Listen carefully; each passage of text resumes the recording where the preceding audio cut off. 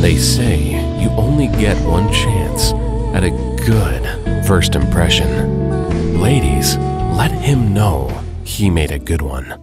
Men's and women's apparel, available now at high value. But earlier today, as we were making our way into the studio, the verdict came in from the R. Kelly case, and I immediately started seeing a lot of stuff on Instagram, Twitter, that said that R. Kelly was sentenced to 30 years in prison today. 30 years. Now, if you remember a couple of weeks ago, it was a rumor that came out, or not even a rumor, but it was pretty much a statement that came out that said they were going to try to give him, prosecution was looking for 25 years, and they fobbed up that. So, yeah, R. Kelly, man, he looks like he's going to die in prison. Yeah. Unless he lives till he's 80-something years old. He can appeal, but let's be honest, how many times do appeals actually work? Yeah, rarely. Slim to none. Yeah. So, saying, man, R. Kelly, 30 years. What you think? This is definitely a situation where they missed a man once, they weren't missing a man again, and they had a serious point to prove. And that was, you're not getting away. We will set an example out of you and throw you under the jail. And that's what essentially they did. Now, let's break this down, because as far as an opinion is concerned on whether or not it's too much, I really don't know. I'm kind of torn on the whole thing. I don't know what is too much for the things that he was allegedly accused of doing. And I still have to say allegedly, even though in my mind, I feel like some of them things was some dirty, rotten shit he did. We don't have any DNA evidence. We don't have any actual concrete proof that vile and vicious things were done to these young women, young men, whatever the case may have been. Now, we've seen the narrative. We've seen the surviving R. Kelly, or the people out there have seen it. I never saw it, but we heard the ladies coming out, and we've seen the narrative be spun, and it's a dirty, nasty, disgusting narrative. And if in fact he was, in fact did those things, then like I said, I don't know what's too much or not too much. But this shit is to one of the greatest R&B singers of all time. Yeah, somebody that should be going down in the history as one of the greatest artists of all time, songwriters, singers of all time. Like a lot of black men in this world, and I'm not just putting this on the black man, but I'm just saying it is what it is.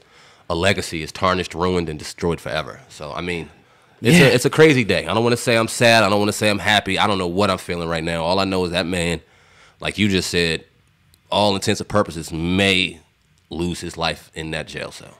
Yeah, and I don't know, man, if this was justice or miscarriage of justice. I'm not really sure, yet. I've seen the thing about Aaliyah. I've heard, some of the things and allegations, but to me, it kind of seems like this whole thing was kind of played out more so in the public, in the opinion of the public. Yeah.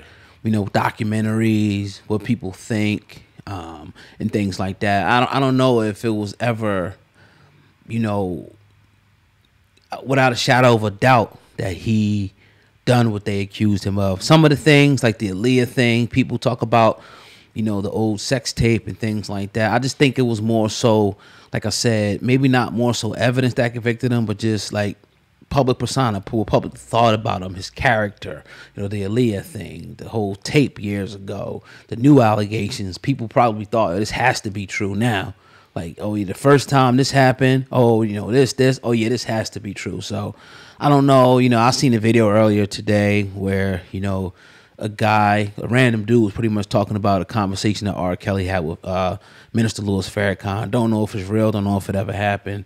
And the conversation, again, this guy, I don't know if he's telling the truth or not. Right. He was saying that his catalog could be worth upwards of $1 billion. Again, to me, it seems like maybe it could be a stretch. I'm not sure how that whole thing works, but I don't want to go down a conspiracy lane here. I know a lot of people are. A lot of people are like, oh, he got railroaded. And then I look at the fact, man, that I do think some of this was possibly true. Right. But I think that he was a victim way before he was a perpetrator, in my opinion. Not that takes any heat off of him, man. But I don't know, man. I can't just say, like, justice is served. They got him, because they're trying to they painted him out to be a monster, but I don't know if he's really that. I got to be real. If we're going to go on the public perception thing, which is 100% what's going on, very dangerous that people can put narratives out. And albeit, I don't know, like I said, we don't know if this is true or not, but if it is true, right, he should not be the only one sitting behind bars right now, because there had to be somebody bringing these young ladies in. There had to be somebody that closed that door and walked away. There were people in his circle that were taking advantage of that man and his sickness and were allowing these disgusting things to go on. Why didn't nobody in his team, if they actually cared about him, grab his ass and go, yo, you got to stop. You got to chill. This is going to come back and haunt you. You're going to spend the rest of your life in jail. You got to stop. We're putting you in rehab right now. We're doing something to cut this shit out. Nobody did anything because, like you just alluded to, his catalog was somewhere upwards toward $1 billion, allegedly. We don't know if it was $1 billion, but it was quite a bit. This man has wrote some legendary records. This man has performed some legendary records. His catalog is worth some money, to say the least. But you guys were comfortable taking that money and just closing a blind eye and being quiet if in fact all these things were happening under y'all watch. And it's a sad day because he should not be the only one held responsible. That's why I say it's sad. If these women are receiving justice, if in fact he did this, I'm cool with it. 30 years, whether that's too much or too less, I'm not at bay to say. But I just wish they had more concrete evidence before you throw a brother in jail for 30 years. Yes, the Aaliyah situation, there was a marriage license. We see that. Is that worth 30 years? Right. Is that, should he be punished? Should he be reprimanded? Should he maybe under the law, letter of the law, receive some jail time? Okay, yeah. Sometimes 30 years. And I watch a lot of these little court things, police interrogations, and most of the time it's more than just what people say. Yeah, it can help, it can point different places, but sometimes it's like Dick, you say DNA, yeah, camera, documents.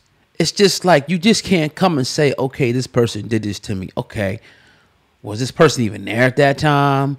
You know what I mean? Was there any cameras there? Because maybe they got an alibi. They was 2,000 miles away. That's all I'm saying with this type of thing. To me, it just seems like it was people came out with these stories, and they took the stories and they ran with them to get this conviction. It almost seems like the man was railroaded. Mm-hmm. It almost seems like that. Like, again, I'm not saying. I mean, again, we got to concede to the Aaliyah thing. Obviously, we got to concede to a lot of things with R. Kelly. Him. Being a weirdo. I could concede to that. But is he that monster that the prosecution painted him out to be? I'm not sure. I'm just not sure. I seen a headline yesterday before they dropped the sentence that said one of his brainwashed victims have got engaged to R. Kelly while in jail. Like, why that narrative? Like, why is she, like, how do we know? How is it definitive evidence that these ladies were brainwashed? Yeah, that's a good, Like, hold on now. R. Kelly couldn't even fucking read, but he can brainwash women? Like, it's just, I don't know. Though, when I see that kind of stuff, it makes me kind of look at it at a different direction. If they had DNA evidence, if they had concrete proof, there's nothing to talk about here. Right. This man's a dirty motherfucker. He deserves what he deserves. Still can't go whether or not 30 is too much or too little. But okay, he deserves what he deserves. But off of hearsay, off of fucking narratives, we talk about Michael Jackson, defend him all the time. If he got caught with some of the things that he got alleged with during this time, he'd probably be sitting under the jail based off of the fucking the media and how they spin things. Because nowadays, you're guilty before proven innocent, which isn't right. Right. It's not right. Like I said, if he is guilty, they'll toss his ass away. But if there's a shadow of a doubt that something maybe wasn't right or he may have been innocent, every man I think deserves that. Yeah. That consideration. Every man. Facts. And woman. So yeah, man. So we were talking about this prior to coming on the show. 30 years is what he received. Will 30 years be the time he does? Probably not. But then I was saying that he has a couple other cases he has to deal with. But as far as with that one, I don't think that maybe 18, 17. I don't know what the guidelines are. I don't know if he's under the 75, 80, but, some people say maybe 10, 12. I don't know. Is he going to do enough time until where his career is over? Yes. He's done with the music. Done. Right. You know what's sickening? I just thought about this. You heard that chick Giselle Maxwell with Jeffrey Epstein? She was dating she got 20 years. Yeah. For like knowingly taking girls, trafficking girls to other countries while men did disgusting things to them, while women did disgusting things to them. There was no brainwashing involved. They trafficked women. Yeah, forcefully. He didn't traffic anybody.